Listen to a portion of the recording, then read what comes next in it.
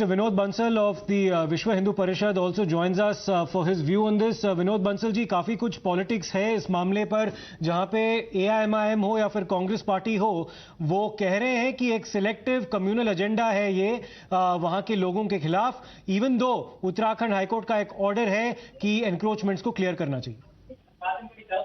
देखिए, encroachment the government of the state very well known to it, or the honorable courts have also given the verdict on this issue many times. आप देखिए कि जिस तरह से politics जो है हर बात को लेकर के, जहां भी कोई मुसलमान कोई घेर ले तो कोई चिंता नहीं, लेकिन उसको खाली करें तो इनको पीड़ा शुरू हो जाती है।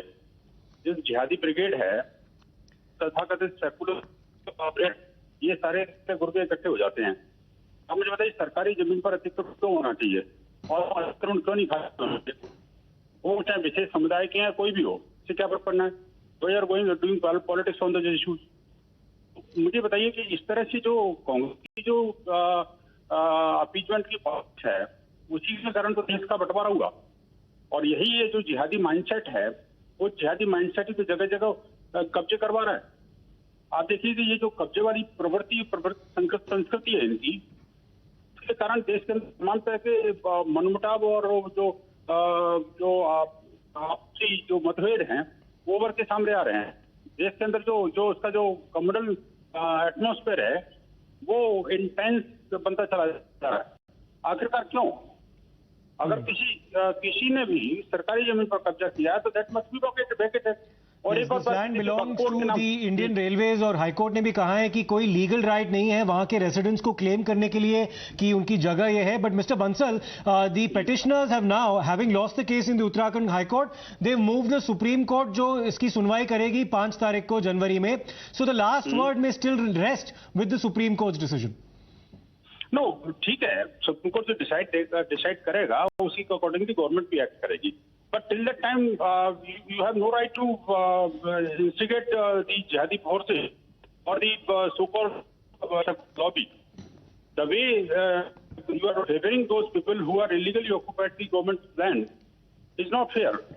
आखिरकार आप कहना क्या चाहते हैं?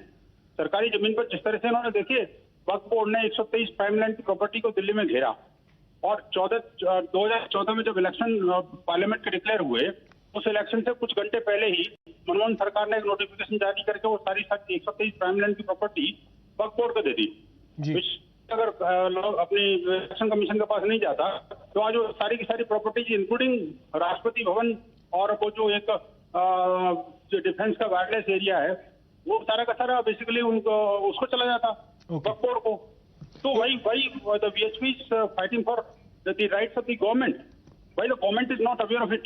When the government awakens it, और वो उसको अपने लैंड को वैकेट करना चाहती है कहीं किसी स्टेट में, तो ये जाकर के उनको प्रोटेक्ट और प्रमोट करते हैं जो इलीगल ऑक्युपायर्स हैं। Okay, thank you, Mr. Vinod. Thank you, Mr. Vinod Bansal. That's the perspective coming in from the VHP. We are also being joined right now by Mr. Aminul Islam, who joins us for his view on what's been happening in Uttarakhand. Mr. Islam, ये जो land है ये railways को belong करता है। Uttarakhand high court ने भी go ahead दिया है वहां के अथॉरिटीज को एनक्रोचमेंट्स को क्लियर करने के लिए। इसमें आपका स्टैंड क्या है? ये हल्द्वानी जो कांड है उत्तराखंड का, वो लाल किला से ही बोल रहा है कि सबका घर के ऊपर साध होना चाहिए। ये साध हटाने का काम क्यों कर रहे हैं? तो ये आसाम में भी ऐसा हो रहा है, वहां में भी ऐसा हो रहा है। ये हिंदू या मुस्लिम हो, कोई भी हो, लेकिन जब इविक्शन करेगा इससे पहले क्या होगा? हमारा आसाम का चीफ मिनिस्टर का कॉन्स्टिट्यूंसी, यहाँ में मालीगांव है, यहाँ में आपको क्या बोलता है पांडू रेस्ट कैंप, बहुत सारे, कम से कम 50,000 आदमी यहाँ में रेलवे मिट्टी में है। तो ये सब तो इविक्शन नहीं किया। लेकिन mister Islam, here in this particular case the encroachment has been proven to be illegal, और कोर्ट ने ऑर्डर भी दिया है कि इलीगल एनक्रोचमेंट को क्लियर करना चाहिए। उन्होंने एक डेडलाइन भी सेट किया। अभी कोर्ट का अगर ऑर्डर दिया गया है, the authorities will have to follow it. No. My question is that it is the duty of the government to settle them other places. If this land is important, if they are encroachers, they are not outsider, no? They are the Indian citizens. They have to try to leave this state. So India, a country like India, they have to alternate. Right, Mr. Aminul Islam, thank you, as well as Mr. Vinod Bansal.